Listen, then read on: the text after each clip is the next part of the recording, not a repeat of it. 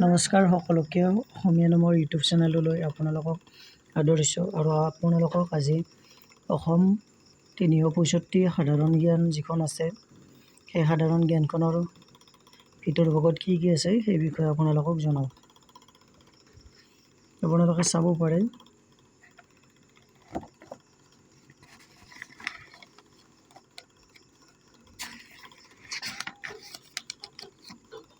এইখিনি হৈছে সূচীপত্ৰ। আপোনালোকে চাব পাৰে এইখিনি সূচীপত্ৰ আৰু এই সূচীপত্ৰখিনিৰ ওপৰত ভিত্তি কৰি এই কিতাপখন সম্পূৰ্ণৰূপে প্ৰকাশ কৰিছে আৰু এনেকুৱাকৈ দিছে যে এই কিতাপখনত কোনো ধৰণৰ MCQ আপোনাৰ দেখা পোৱা নাযায়। ইয়াত আপোনাৰ সম্পূৰ্ণ টপিক হিচাপত দিয়া হৈছে। গতিকে এইখন অসমীয়া মিডিয়ামৰ কাৰণে যিসকলে APSC দিম বুলি ভাবিছে, অকল APSC ৰিলেটেড নহয়, অসমৰ যিকোনো পৰীক্ষাৰ কাৰণে এই কিতাপখন প্ৰয়োজন হ'ব। গতিকে আপোনালোকে এই কিতাপখন ল'ব পাৰে। এই কিতাপখনৰ মূল্যটো আপোনালোকক জনাই দিওঁ,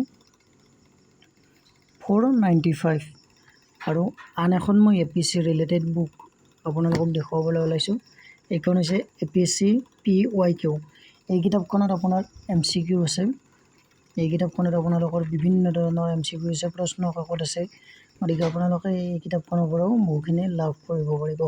অসম লোকসেৱা আয়োগৰ পৰীক্ষাৰ বাবে উপযুক্ত গাইডবুক হয়। পৰৱৰ্তী বৰ্ষৰ প্ৰশ্ন কাকত 1996 চনৰ পৰা 2024 চনলৈকে ইয়াত প্ৰশ্ন কাকতসমূহ আছে। আপোনালোকে সাধাৰণ অধ্যয়ন পেপাৰ 1 1620 MCQ, সাধাৰণ অধ্যয়ন পেপাৰ 2 400 MCQ আছে। গতিকে আপোনালোকে এই কিতাপখনত পাব আৰু মডেল কুৱেশ্যন পেপাৰ পাব আৰু সকলো পৰীক্ষাৰ কাৰণে উপযোগী বুলি ইয়াত লিখা আছে ধুনীয়াকৈ।